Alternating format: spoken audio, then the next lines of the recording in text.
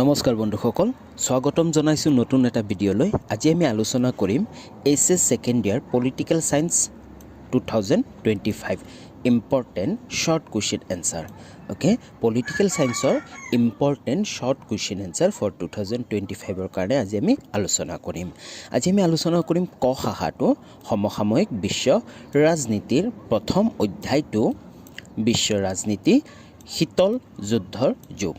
Okay, এই চেপ্টাৰটোৰ যিমানবোৰ important short question answer আছে সকলোবোৰ আলোচনা কৰিম। যদি প্ৰথমবাৰ চেনেলটোলৈ ভিজিট কৰিছা তেনেহ'লে চেনেলটো ছাবস্ক্ৰাইব কৰি লোৱা আৰু লগতে বেল আইকনটো প্ৰেছ কৰি অল কৰি ল'বা। তো আহা আজি আমি ভিডিঅ'টো আৰম্ভ কৰোঁ।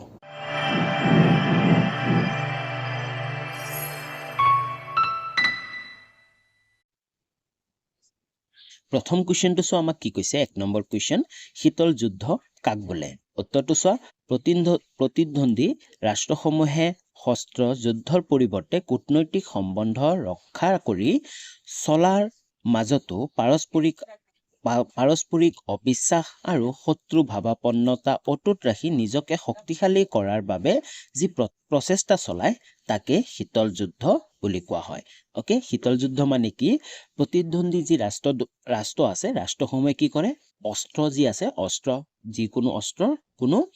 পৰিৱৰ্তে অস্ত্ৰ ব্যৱহাৰ নকৰি পৰিৱৰ্তে কূটনৈতিক সম্বন্ধ ৰক্ষা কৰি চলাৰ মাজতো পাৰস্পৰিক অবিশ্বাস আৰু শত্ৰু ভাৱাপন্ন অটুট ৰাখি নিজকে শক্তিশালী কৰিবলৈ চেষ্টা কৰে তাকে কি বুলি কোৱা হয়? শীতল যুদ্ধ বুলি কোৱা হয়। অ'কে, নেক্সট কুৱেশ্যন আগবাঢ়ো। নেক্সট কুৱেশ্যনটো চোৱা, 2 নম্বৰ কুৱেশ্যনটো আমাক কি কৈছে? শীতল যুদ্ধৰ অৰ্থ কি? এই শীতল যুদ্ধ যে কয়, এই শীতল যুদ্ধৰ অৰ্থ কি? উত্তৰটো চোৱা, শীতল যুদ্ধৰ অৰ্থ হ'ল দুটা বৃহৎ শক্তিৰ মাজত প্ৰতিদ্বন্দ্বিতা বা আৰি সৃষ্টি হ'লেও তেওঁলোকে শস্ত্ৰৰ বা গৰম যুদ্ধ কৰিবলৈ ইচ্ছুক নহয়। শীতল যুদ্ধৰ অৰ্থটোৱে এইটোৱে হ'ল দুটা বৃহৎ শক্তিৰ মাজত যেতিয়া প্ৰতিদ্বন্দ্বিতা বা আৰি সৃষ্টি হ'লে তেওঁলোকে অস্ত্ৰৰ বা গৰম যুদ্ধ কৰিবলৈ ইচ্ছুক নহয় তাকে শীতল যুদ্ধ বুলি কোৱা হয়। ঠাণ্ডা, কোল্ড ৱাৰ বুলি কোৱা হয়। নেক্সট কুৱেশ্যনটো চোৱা, 3 নম্বৰ কুৱেশ্যনটো আমাক কি কৈছে? NIEO সম্পূৰ্ণ নাম কি? উত্তৰটো চোৱা, NIEO সম্পূৰ্ণ নাম হ'ল নিউ ইণ্টাৰনেশ্যনেল ইকনমিক অৰ্ডাৰ। হয়, NIEOৰ সম্পূৰ্ণ নাম হ'ল new international economic order. Next question চোৱা, 4 নম্বৰ কুৱেশ্যনটো আমাক কি কৈছে? দ্বিতীয় বিশ্বযুদ্ধ আৰম্ভণি কিমান চনত হৈছিল? উত্তৰটো চোৱা, 1939 চনত দ্বিতীয় বিশ্বযুদ্ধৰ আৰম্ভণি হৈছিল। নেক্সট কুৱেশ্যনটো চোৱা, 5 নম্বৰ কুৱেশ্যনটো আমাক কি কৈছে? দ্বিতীয় বিশ্বযুদ্ধত মিত্ৰ শক্তিৰ নেতৃত্ব বহন কৰা 4খন দেশৰ নাম লিখা। দ্বিতীয় বিশ্বযুদ্ধত মিত্ৰ শক্তিৰ নেতৃত্ব বহন কৰা 4খন ৰাষ্ট্ৰৰ নাম কি হ'ব? ক নম্বৰ হ'ব আমেৰিকা যুক্তৰাষ্ট্ৰ, ছোভিয়েট ইউনিয়ন, গ্ৰেট ব্ৰিটেইন আৰু ফ্ৰান্স। অ'কে, নেক্সট কুৱেশ্যনলৈ আগবঢ়াৰ আগতে যদি চেনেলটো ছাবস্ক্ৰাইব কৰা নাই তেনেহ'লে চেনেলটো ছাবস্ক্ৰাইব কৰি ল'বা আৰু লগতে বেল আইকনটো প্ৰেছ কৰি অল কৰি ল'বা যাতে নেক্সট ভিডিঅ'বোৰৰ নটিফিকেশ্যন তোমালোকে অতি সহজতে পাব পাৰা। পলিটিকেল ছায়েন্সৰ এইটো মোৰ প্ৰথমটো ভিডিঅ'। ইয়াৰ লগতে তোমালোকক জনাবলৈ পাই সুখী হৈছোঁ যে পলিটিকেল ছায়েন্সৰ কাৰণে আমাৰ এই চেনেলটোৱে তোমালোকক কিছুমান বিশেষ সুবিধা আগবঢ়াব। সেই সুবিধাবোৰ হ'ল HS second year political science solution for 2025 2025ৰ কাৰণে পলিটিকেল ছায়েন্সৰ কমপ্লিট সলিউশ্যনখিনি তোমালোকে চেনেলটোত পাবা। লগতে previous year question paper with answer, আগৰ বছৰ যিমানবোৰ কুৱেশ্যন পেপাৰ আছিল সেই সকলোবোৰ কুৱেশ্যন পেপাৰ পাবা, লগতে তাৰ উত্তৰবোৰো তোমালোকে পাবা। লগতে important common and short question answer সকলোবোৰ তোমালোকে পাবা। আৰু তোমালোকে অল PDF এভেইলেবল আছে। যিমানবোৰ ভিডিঅ' বনাওঁ তাৰ পিছতে মোৰ টেলিগ্ৰাম চেনেলৰ পৰা তোমালোকে PDFবোৰ ডাউনলোড কৰিব পাৰিবা। Download now from Telegram, link in the ডেছক্ৰিপশ্যনত টেলিগ্ৰাম চেনেল লিংক আছে। তোমালোকে ভিডিঅ'টোৰ শেষত টেলিগ্ৰাম চেনেল জইন হৈ তাৰ পৰা PDFটো ডাউনলোড কৰিব পাৰিবা। নেক্সট কুৱেশ্যনলৈ আগবাঢ়ো। নেক্সট কুৱেশ্যনটো চোৱা, 6 নম্বৰ কুৱেশ্যনটো আমাক কি কৈছে? দ্বিতীয় বিশ্বযুদ্ধৰ সময়ত বিৰোধী শক্তিৰ নেতৃত্ব বহন কৰা 3খন দেশৰ নাম লিখা। দ্বিতীয় বিশ্বযুদ্ধৰ সময়ত বিৰোধী শক্তিৰ নেতৃত্ব বহন কৰা 3খন দেশৰ নাম লিখিব দিছে। উত্তৰটো চোৱা, দ্বিতীয় বিশ্বযুদ্ধৰ সময়ত বিৰোধী শক্তিৰ নেতৃত্ব বহন কৰা 3খন দেশৰ নাম হ'ল জাৰ্মানী, ইটালী আৰু জাপান। নেক্সট কুৱেশ্যনটো চোৱা, 7 নম্বৰ কুৱেশ্যনটো আমাক কি কৈছে? দ্বিতীয় বিশ্বযুদ্ধৰ পৰিসমাপ্তি কেতিয়া হৈছিল উত্তৰটো চোৱা 1945 চনত দ্বিতীয় বিশ্বযুদ্ধৰ পৰিসমাপ্তি হৈছিল 8 নম্বৰ কোৱেশ্চনটো আমাক কি কৈছে প্ৰথম বিশ্বযুদ্ধ কিমান চনৰ পৰা কিমান চনলৈ হৈছিল উত্তৰটো চোৱা প্ৰথম বিশ্বযুদ্ধ 1914 চনৰ পৰা 1919 চনলৈ হৈছিল মনত ৰাখিবা প্ৰথম বিশ্বযুদ্ধ 1914 চনৰ পৰা 1919 চনলৈ হৈছিল নেক্সট কোৱেশ্চন চোৱা 9 নম্বৰ কোৱেশ্চনটো আমাক কি কৈছে কিমান চনত বিশ্বত শীতল যুদ্ধ আৰম্ভ হৈছিল হয় যি শীতল যুদ্ধ কোল্ড ওয়াৰৰ যি চেপ্টাৰটোৱে হয় এই চেপ্টাৰটোৱে হয় ওকে আমাক খুদিছে যে কিমান চনত বিশ্বত শীতল যুদ্ধ আৰম্ভ হৈছিল উত্তৰটো চোৱা 1945 চনৰ পৰা বিশ্বত শীতল যুদ্ধ আৰম্ভ হৈছিল নেক্সট কোৱেশ্চনটো চোৱা 10 নম্বৰ কোৱেশ্চনটো আমাক কি কৈছে কিমান চনত আৰু কোট পাৰমাণৱিক বোমা নিক্ষেপ কৰা হৈছিল আমি সকলোৱে জানো 1945 চনৰ আগষ্ট মাহত আমেৰিকা যুক্তৰাষ্ট্ৰই জাপানৰ হিৰোশ্বিমা আৰু নাগাসাকি নামৰ দুখন নগৰ দুখনত পাৰমাণৱিক বোমা নিক্ষেপ কৰা হৈছিল ওকে নেক্সট কোৱেশ্চনটো চোৱা 11 নম্বৰ কোৱেশ্চনটো আমাক কি কৈছে দ্বিতীয় বিশ্বযুদ্ধৰ দুটা বৃহৎ শক্তিৰ নাম লিখা উত্তৰটো চোৱা দ্বিতীয় বিশ্বযুদ্ধৰ দুটা বৃহৎ শক্তিৰ নাম হ'ল আমেৰিকা যুক্তৰাষ্ট্ৰ আৰু সোভিয়েট ইউনিয়ন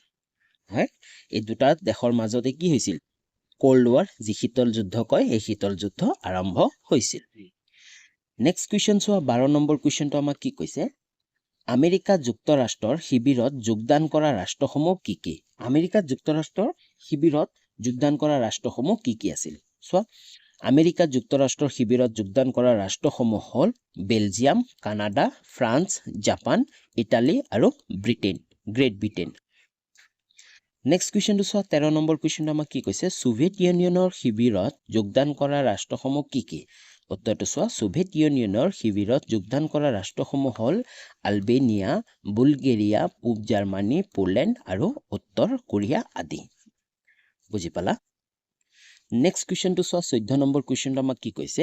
বিশ্বৰ সৰু সৰু ৰাষ্ট্ৰবোৰে এই বৃহৎ শক্তি দুটা যোগদান কৰি সহায় কৰাৰ মূল কাৰণ কি আছিল বিশ্বৰ যে সৰু সৰু দেশবোৰ আছিল এই দেশবোৰে এই দুটা বৃহৎ শক্তিক যোগদান কৰিছিল এই যোগদান কৰি সহায় কৰাৰ মূল কাৰণবোৰ কি আছিল উত্তৰটো চোৱা বিশ্বৰ সৰু সৰু ৰাষ্ট্ৰবোৰে এই বৃহৎ শক্তি দুটাৰ সপক্ষে যোগদান কৰি সহায় কৰাৰ মূল কাৰণ এটাই আছিল সেইটো হ'ল তেওঁলোকক বৃহৎ শক্তিসমূহে ৰক্ষণাবেক্ষণ অস্ত্ৰৰ যোগান আৰু আৰ্থিক সাহায্য দিয়া প্ৰতিশ্ৰুতি দিছিল লগতে এই সৰু সৰু ৰাষ্ট্ৰবোৰক প্ৰতিবেশী শত্ৰু ৰাষ্ট্ৰসমূহৰ পৰা নিৰাপত্তা দিয়াৰ আশ্বাস দিছিল তাৰ কাৰণে সৰু সৰু ৰাষ্ট্ৰবোৰে এই দুটা বৃহৎ শক্তিৰ সপক্ষে যোগদান কৰিছিল বা সহায় কৰিছিল নেক্সট কোৱেশ্চনটো চোৱা 15 নম্বৰ কোৱেশ্চনটো আমাক কি কৈছে পূব বা প্ৰাচ্যৰ মিত্ৰ শক্তি কাক বোলে হয় পূব বা প্ৰাচ্যৰ মিত্ৰ শক্তি কাক বোলে আমি পূব মিত্ৰ শক্তি বুলিও কওঁ বা প্ৰাচ্যৰ মিত্ৰ শক্তি বুলিও কওঁ চোৱা পশ্চিম ইউৰোপৰ সৰভাগ ৰাষ্ট্ৰই আমেৰিকা যুক্তৰাষ্ট্ৰৰ পক্ষত আৰু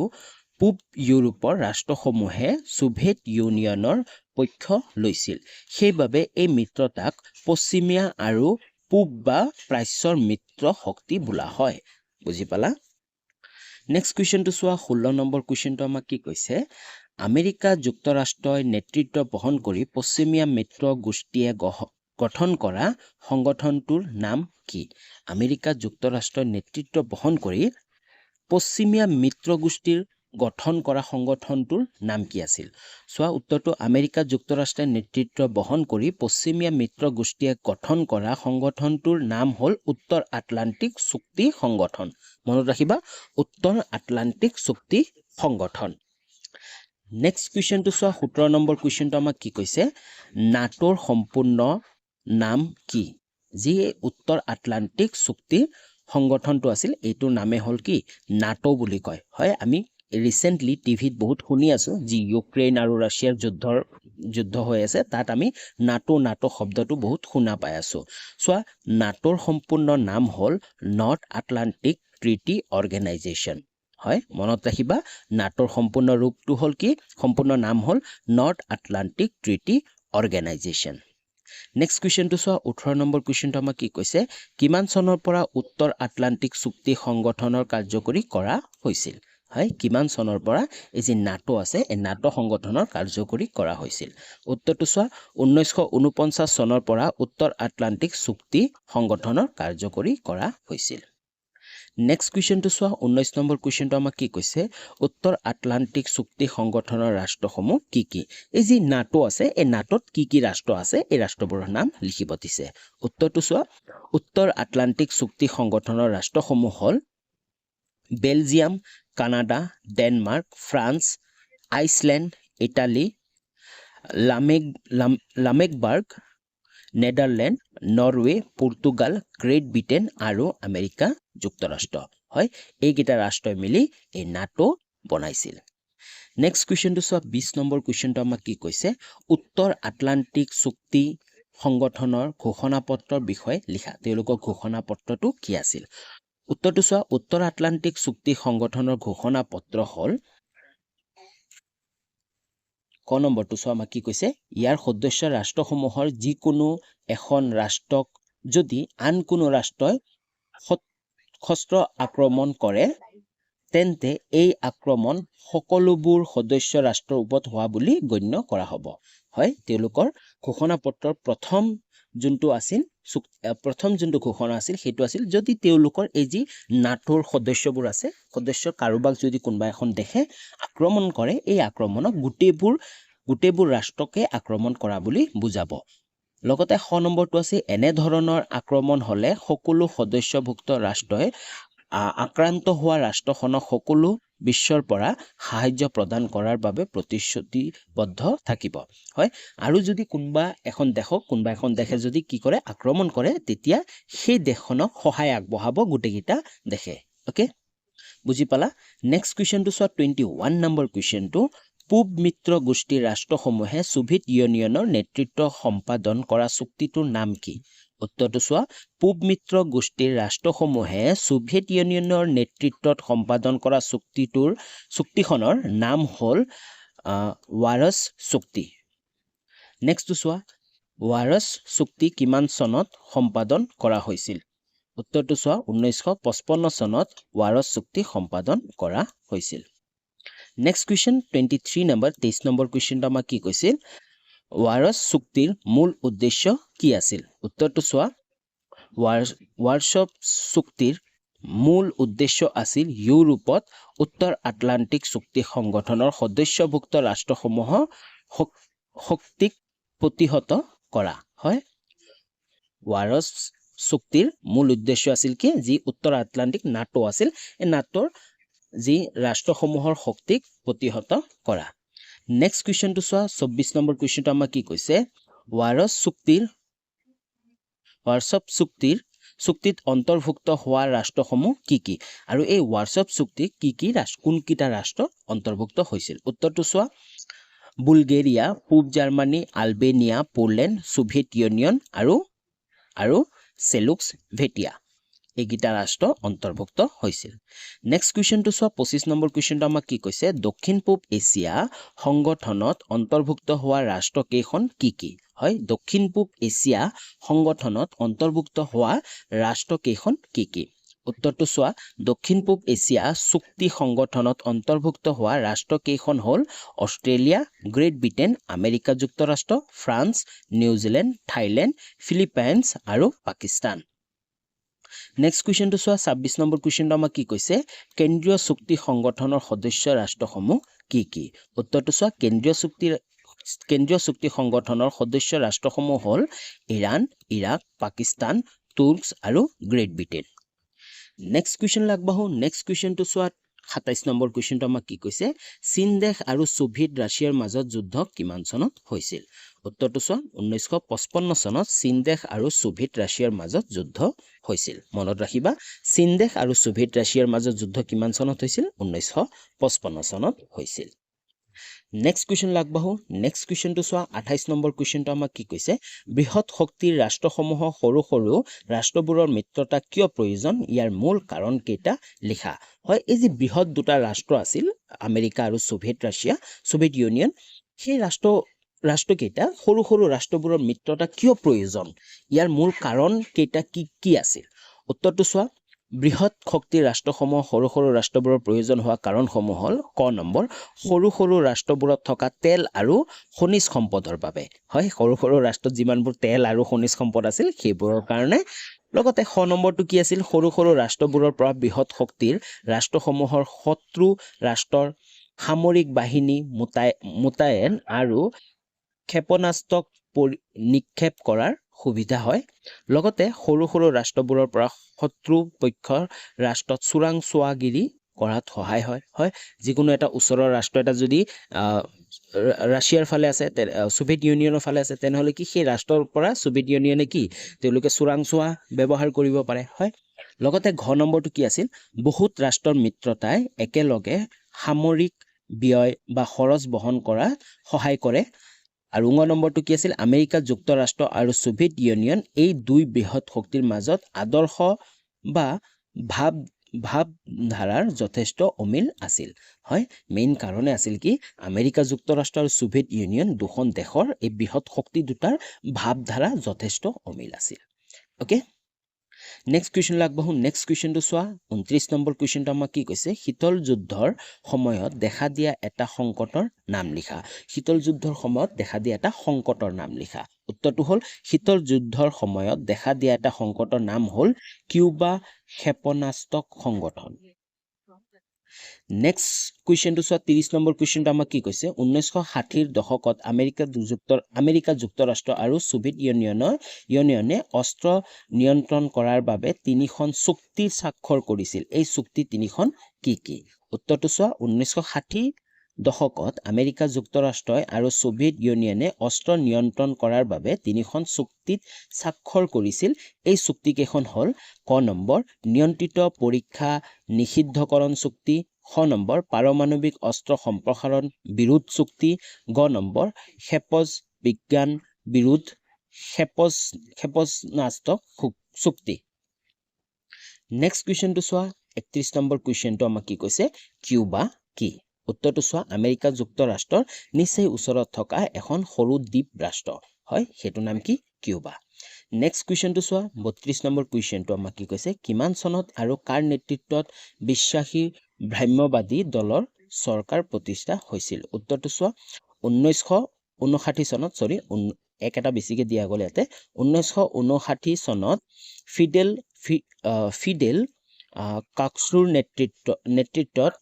সাম্যবাদী আদৰ্শত বিশ্বাসী ভ্ৰাম্যবাদী দলৰ চৰকাৰ প্ৰতিষ্ঠিত হৈছিল নেক্সট কুৱেশ্যনটো চোৱা 33 নম্বৰ কুৱেশ্যনটো আমাক কি কৈছে ছোভিয়েট ইউনিয়নে কিমান চনত আৰু ক'ত পাৰমাণৱিক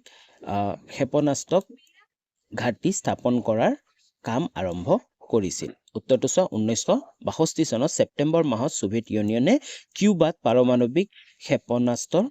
ঘাটি স্থাপন কৰাৰ কাম আৰম্ভ কৰিছিল নেক্সট কুৱেশ্যনটো চোৱা নেক্সট কুৱেশ্যনটো 34 নম্বৰ কুৱেশ্যনটো আমাক কি কৈছে আন্তৰ্জাতিক বাণিজ্য ব্যৱস্থাৰ পৰিৱৰ্তনসমূহ কি উত্তৰটো চোৱা আন্তৰ্জাতিক বাণিজ্য ব্যৱস্থাৰ পৰিৱৰ্তনসমূহ হ'ল ক নম্বৰ উন্নত পশ্চিমীয়া দেশসমূহে শোষণ কৰি থকা প্ৰাকৃতিক সম্পদৰ ওপৰত কম উন্নত দেশসমূহৰ নিজস্ব নিয়ন্ত্ৰণ থাকিব লাগে লগতে খ নম্বৰটো কি কৈছে কম উন্নয়ন ৰাষ্ট্ৰসমূহে যাতে উৎপাদিত সামগ্ৰীসমূহৰ উচিত মূল্য পায় তাৰ বাবে পশ্চিমীয়া বজাৰসমূহত প্ৰৱেশৰ ক্ষমতা দিব লাগে গ নম্বৰটো পশ্চিমীয়া দেশসমূহে সৰবৰাহ কৰা কাৰিকৰী কৌশলৰ মূল্য হ্ৰাস কৰিব লাগে ঘ নম্বৰটো কি কৈছে আন্তৰ্জাতিক বিত্তীয় অনুষ্ঠানসমূহত কম উন্নয়ন ৰাষ্ট্ৰসমূহক বিশেষ ভূমিকা ল'বলৈ দিব লাগে ওকে বুজি পালা আন্তৰ্জাতিক বাণিজ্য ব্যৱস্থা পৰিৱৰ্তনসমূহ কি আছিল এইকেইটা আছিল পৰিৱৰ্তন নেক্সট কুৱেশ্যনটো চোৱা 35 নম্বৰ কুৱেশ্যনটো আমাক কি কৈছে শীতল যুদ্ধৰ সময়ত ভাৰতবৰ্ষৰ সঁহাৰি কেনেধৰণৰ আছিল যি শীতল যুদ্ধৰ সময় আছিল এই শীতল যুদ্ধৰ সময়ত ভাৰতবৰ্ষৰ সঁহাৰি কেনেধৰণৰ আছিল উত্তৰটো চোৱা শীতল যুদ্ধৰ সময়ত ভাৰতবৰ্ষৰ সঁহাৰি দুই ধৰণৰ আছিল যেনে ভাৰতবৰ্ষই দুই মিত্ৰ শক্তি বা মিত্ৰ গোষ্ঠীৰ পৰা আঁতৰি থকাৰ বাবে যত্নপৰ হ'ব লগতে খ নম্বৰটো কি আছিল নতুনকৈ ঔপনিৱেশবাদৰ পৰা মুক্তি লাভ কৰা দেশসমূহে যাতে এই মিত্ৰ গোষ্ঠীৰ অংশ নহয় তাৰ বাবে প্ৰচেষ্টা অব্যাহত ৰাখিব ওকে নেক্সট কুৱেশ্যনটো চোৱা 36 নম্বৰ কুৱেশ্যনটো আমাক কি কৈছিল ভাৰতবৰ্ষই কিমান চনত আৰু কাৰ সৈতে বন্ধুত্ব চুক্তি স্বাক্ষৰ কৰিছিল উত্তৰটো চোৱা 1971 চনত ভাৰতবৰ্ষই সোভিয়েট ৰাছিয়াৰ সৈতে বন্ধুত্ব চুক্তি স্বাক্ষৰ কৰিছিল নেক্সট কুৱেশ্যনটো চোৱা 37 নম্বৰ কুৱেশ্যনটো সীমিত পৰীক্ষা নিষিদ্ধকৰণ চুক্তিৰ বিষয়ে লিখা সীমিত পৰীক্ষা নিষিদ্ধকৰণ চুক্তিৰ বিষয়ে লিখা উত্তৰটো চোৱা বায়ুমণ্ডল আকাশৰ বহিৰ্ভাগত বা পানীৰ তলত পাৰমাণৱিক অস্ত্ৰৰ নিষিদ্ধকৰণৰ চুক্তিখন স্বাক্ষৰিত হৈছিল বা সম্পাদন হৈছিল 1963 চনৰ 6 আগষ্টৰ আমেৰিকা যুক্তৰাষ্ট্ৰ গ্ৰেট ব্ৰিটেইন আৰু সোভিয়েট ৰাছিয়াৰ মাজত ইয়াক কাৰ্যকৰী কৰা হৈছিল 1963 চনৰ 10 অক্টোবৰৰ পৰা এই চুক্তিখন সীমিত পৰীক্ষা নিষিদ্ধকৰণ চুক্তি বুলি জনা যায় ওকে নেক্সট কুৱেশ্যনটো চোৱা 38 নম্বৰ কুৱেশ্যনটো আমাক কি কৈছে পাৰমাণৱিক অস্ত্ৰ সম্প্ৰসাৰণ বিৰোধ চুক্তিৰ বিষয়ে লিখা উত্তৰটো চোৱা পাৰমাণৱিক অস্ত্ৰ সম্প্ৰসাৰণ বিৰোধ চুক্তি অনুসৰি কেৱল পাৰমাণৱিক শক্তি আহৰণ কৰা ৰাষ্ট্ৰসমূহে পাৰমাণৱিক অস্ত্ৰ থাকিব এই চুক্তি অনুসৰি পাৰমাণৱিক ৰাষ্ট্ৰ বুলি ক'লে সেইবোৰ ৰাষ্ট্ৰক গণ্য কৰা হ'ব যিবোৰ ৰাষ্ট্ৰই 1967 চনৰ 1 জানুৱাৰীৰ আগতে পাৰমাণৱিক অস্ত্ৰ তৈয়াৰ কৰিছিল বা বিস্ফোৰিত কৰিছিল সেই অনুসৰি পাৰমাণৱিক অস্ত্ৰ ৰাষ্ট্ৰসমূহ হ'ল আমেৰিকা যুক্তৰাষ্ট্ৰ Soviet Russia great Britain France আৰু চীন এই চুক্তি 1968 চনৰ 1 জুলাই ৱাশ্বিংটন লণ্ডন আৰু মস্কোত স্বাক্ষৰ হৈছিল আৰু বলবৎ হৈছিল 1970 চনৰ মাৰ্চ মাহত কিন্তু ভাৰতবৰ্ষকে ধৰি প্ৰায়বোৰ দেশে এই চুক্তিত স্বাক্ষৰ নকৰাৰ বাবে 1990 চনত স্বাক্ষৰ কৰাৰ সময়সীমা এটা নিৰ্দিষ্ট সময়লৈকে আগবঢ়াই দিয়া হৈছিল ওকে তো আজিলৈ ইমানখিনি আছিল যদি ভিডিঅ'টো ভাল লাগিল তেনেহ'লে ভিডিঅ'টো লাইক কৰা আৰু কমেণ্ট কৰিবা আৰু চেনেলটো যদি ছাবস্ক্ৰাইব কৰা নাই তেনেহ'লে চেনেলটো ছাবস্ক্ৰাইব কৰি লোৱা আৰু লগতে বেল আইকনটো প্ৰেছ কৰি অল কৰি ল'বা তো আজিলৈ ইমানখিনি আছিল পুনৰ লগ পাম 2nd নম্বৰ চেপ্টাৰটোলৈ তেতিয়ালৈ বাই বাই